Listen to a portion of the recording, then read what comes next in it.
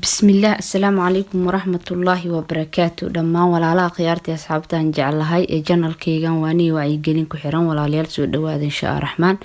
دمان ولا هاي عصبنا وان سود دويني أحان ليه سود دوادا قام فرنك سود دوادا وانا كما سنتين سبسكرايبر كينا adiga hadana daawanayno walaal hadii ay ku tahay markii ugu horeysay oo aad channelkan daawatid oo aad ku qanacdo waxyaabaha aan channelka soo gelino waxaan ka codsanaa waxay tahay inaad channelka subscribe noo dhahdid gambaleelkana afurtid si mar walba cusub aan soo dhignay ku soo gaaraan dhamaantiin aad iyo aad u mahadsantihiin akhyaar asxaabay maanta waxaan jeclahay inaan idin la wadaago waxyaabaha aniga ii gaarka ah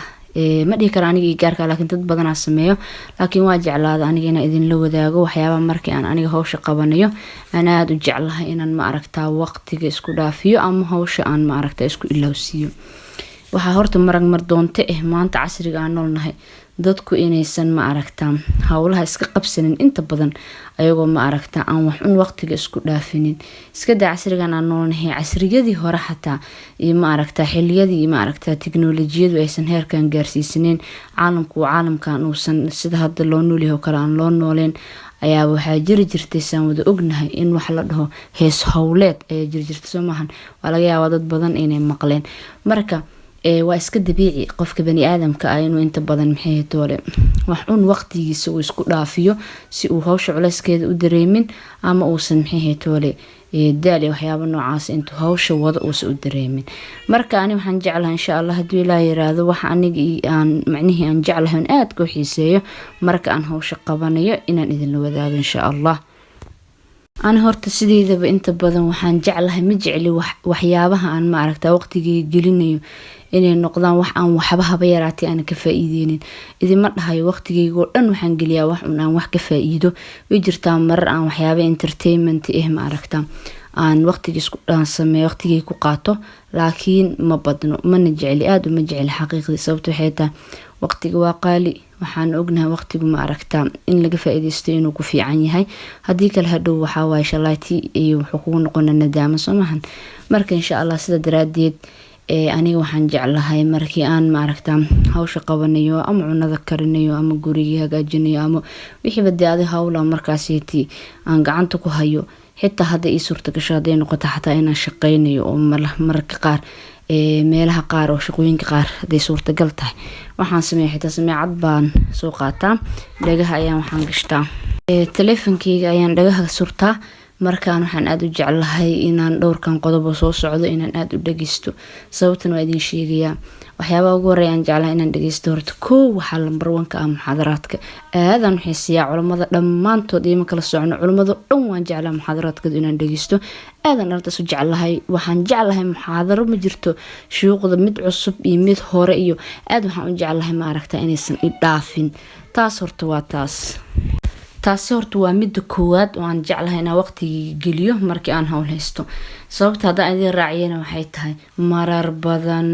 oo la dhihi karin mar iyo 2 iyo 3 waxaad la kulmaysaa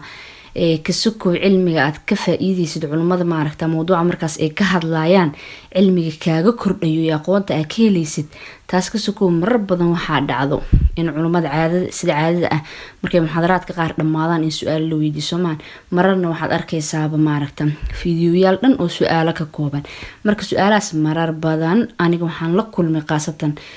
su'aalo aan markaas baahi u qabay oo ma aragta sheekh halkaas laga weydiinayo halkaasna waxa waaye faa'iido weyn aan ka helaysaan isleeyahay qof walbana uu dareemi karaa in ma aragta ay faa'iido ku tahay mar hadii aad maxay wax aad baahi u qabtay aad la kulantay taasi waa sababaha ugu badan aan ma aragta aad ugu jeclahay inaan u dhageysto muxaadaraadka iyo ma aragta culimada su'aalaha la weydiiyay waxyaabaha noocaas taas waa tan koowaad midda labaad oo aan aad u jeclahay markaas laga soo tagayna waqtiga galiyo waxa waaye dhageysiga tafsiirka aad aan u jeclahay inaan dhageysto tafsiirka quraanka aad aan u jeclahay waliba hadda idin sicayimo waxaan aad u jeclahay ila cilmiga iyo amalka waxa uu barakeeyay Sheekh Maxamed Umar Dir inaan dhageysto aad aan u jeclahay tafsiirkiisa waliba kama dhargi sababta aan tafsiirka asna ku doortay hadda idin sheegan oo waxyaabaha badan ee diiniga laga hadlaan uga doorteen waxay tahay tafsiirka waxa dhab oo xaqiiqo oo aniga naftirkeyga aan taabtay hadii aad tafsiirka dhageysatid waxa aad ma aragtaa kuugu macaanaanayo وكوغو فضانيو إناد قرآن كمحيتو لفهمتid قرآن كان وآد باد ugu raaxaysanaysa hadii aad quraanka macnihiisa taqaanid marka tafsiirku wuxuu ka caawinaa waxay tahay inaad quraanka maxay le aad macnihiisa taqaanid ayuu ma aragtaa oo aad kaaga caawinaa hadii aad tafsiirka dhageysatid ogaadana iskama dhageysti oo ma aragtaa hawl anoo hayo oo qalbigu maqan yahay ma dhageysti xaqiiqadu waxay tahay waxaan jeclahay waxaan dhagaa sameecadaha uga shanay waxay tahay inaanan wax kale buuqa aanan maqlin oo asig kaliya aan dhageysto aan ugu talagala waxaan rabaa inaan ma aragtaa wax badan ka korsado oo waqtigaas uusan meel cidla igu dhaafin aysan iga noqonin kaliya hawlaha haysa waqtiga isku dhaafi taasna waa mid labaad tafsiirka aad aan jeclaa inaan dhageysto sababtaan asagana u fadilayna waa sababtaas mid xigto saddexaad oo soo raacday in waxay tahay inaan dhageystan jeclahay kutubadan waan jeclahay waliba aan ma aragtaa kutubada markaas aad si daruuriga igu ah aan jeclaan dhageysto kitaabka Xisnul Muslimka oo kalentood iyo kutubta ma aragtaa xadiis tarbicinka oo kalentood iyo xadiista kalentood aad aan jeclahay kan kuwaas oo kale inaan dhageysto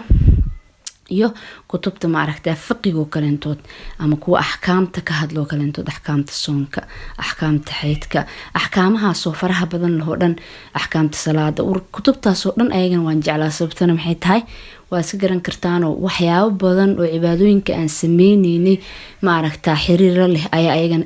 aad uga faa'iideysa hadii aad dhageysatid oo aad waqtigaaga gelisid taasna waa dhanka kutubta oo waliba kutubta waxaan sii fadilaa waxay tahay inta badan kutubta ma aragtaa cibaadooyinka aan sameeynay yoomiga tiisoonka tii maxay toole salaada sakada ama sadaqada hada cibaadooyinka gaarkaan sameeyno adkaarto kalentood oo aan jecelnahay intii Ilaahay garansiiyay inaan ma aragtaa inta awoodina aan la nimaadno aan jecelnahay Soomahan maxaa yeelay waxa way difaacayni Soomahan naga difaacay shaydaan iyo ma aragtaa iyo insi buux xumaan nala damacsan marka ayadana waxaan saas ayaan u doorbiday oo aan u jeclahay inaan waqtigeyga inta badan aan u geliyo aniga saddexdaas arin mid afraad oo ii soo raacdo waxay tahay waa afar shay aan dhahay mid afraad oo ii soo raacdan waxay tahay quraanka dhageysigiisana aad aan u jeclahay waa hubaa dad badan in ay lamid yihiin laakiin ogow hadii aad quraanka macnihiisa suuradda aad ma aragtaa macnaheeda kaga aqoon badan tahay waad kaga dhageysi badan tahay oo waad kaga tadabbur badan tahay oo waxaan ku leeyahay way ku qiiro gelinaysaa oo mar walba inaad dhageystid ayaad jeclaanaysaa marka taasna ayadana waxa waaye waa mid afraad oo aan jeclahay inaan waqtigeyga geliyo markii aan hawsha hayo afartaas shay anigu jeclahay idinkana laga yaabay in waxyaabo badan oo diini ah jeceshiin waqtiga isku dhaafsiin inay jiraan waxa sidoo kale jirto dad fara badan oo ayagana waqtigooda galiyo waxyaabo maalayacni sida heesoo kalentood iyo waxyaabo aan wax badan aysan ka faa'iideynin marka dadkaas horta waxaan leenahay waqtigiina kaga faa'iideysta wax aad wax ka faa'iidi kartaan حتى إذنكو هاوشي هايو هايس إدهينا هاول بعض هيسا مركا محيه تولي وحون وقتك اسكو دافي وقتكاga waxaa gelisaa wax kaaga kordhiyaan adigoo hawshaada haysto ogowna hawshaas aad qabanaysid xataa waxyaabahaasi diiniga aad maaragtay dhageysanaysid waxa xaqiiqi ah hadii Ilaahay dartiis ka yihiin ina ma aragtaan ee kugu fududaanayso oo hawshii aadan dareemin aniga shakhsiyan markaan ka hadlo hawl kasto aan haayo wallahi si kasta oo culus tahay hadii aan ma aragtaan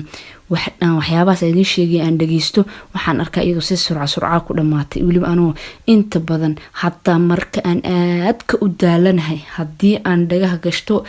waxyaabaha diiniga aan dhageysto waxa way daalkii faraha badnaa ma dareemay inta hawshaas ay laga yaabay marka hawsha dhameeyna ugu soo baxdo marka taasna waa barako weyn anigu arkay iyo faa'iidooyin fara badan tijaabiye insha Allah geli waqtigiina wax ma aragtaan aad wax ka faa'iideysaan ha gelinina heesa iyo wixii lamida waan ogahay dad badan waxay isleeyihiin mar badan way aragtaan inuu ka hadlay heesaha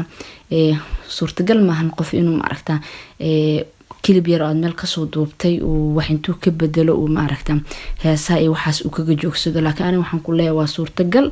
waxaan idin leeyahay wax walba waxay ku jiraan awoodii gacanta Ilaahay qofina adiga ma garan kartid halka uu Ilaahay raxmaanka u soo marinaya taqyiirka marka ha dhayalsanin inaad dadka walaalaha ah maaragta aad wax hadaad ku aragtid xumaan ah aad mar walba ka waanisid hana sahashanin maaragta acmaasha yaryar ee aad sameynaysa xataa haba iska yaryaraadaan haday doonaan inaa waxyaabaha munkaraadka aad reebtid aad ugu dadaala insha Allah idinkan waxaan idin leenahay dadka aan maaragta waqtiga waxyaabaha fiican kaga faa'iideysano walaalahayow waqtigiina wax fiican galiya waqtigiina waxaad wax ka faa'iideysaan kaga faa'iideysta mar walba waa waqtigaagi ama hawl hay ama maaragta firaaqo ahaw mar walba waqti waa isla waqti soo maahan marka insha Allah biidnillaahi albaari ani sidaas ayaan jeclahay in idin la wadaago afartaas shay aan aad ka u xiiseeyay markii aan hawsha hayna waqtiga isku dhaafiyo waa rajeynayaa idinkan inaad maaragta wax ka faa'iideen haddii aad insha Allah واركتان موضوع فائدة لهن بإذن الله الباري وحان إذن الله هي شرقرية أصحابتين لوداقة وحانا مرول بإذن كيقم هاد علنيا وحيتا صدق روح لبضن لعديل الصعوتان إن شاء الله انت ان فيديو وحيكو كل منه وحان إذن كيقتقيا وحيتاي سلامتي سلامك السلام عليكم ورحمة الله تعالى وبركاته.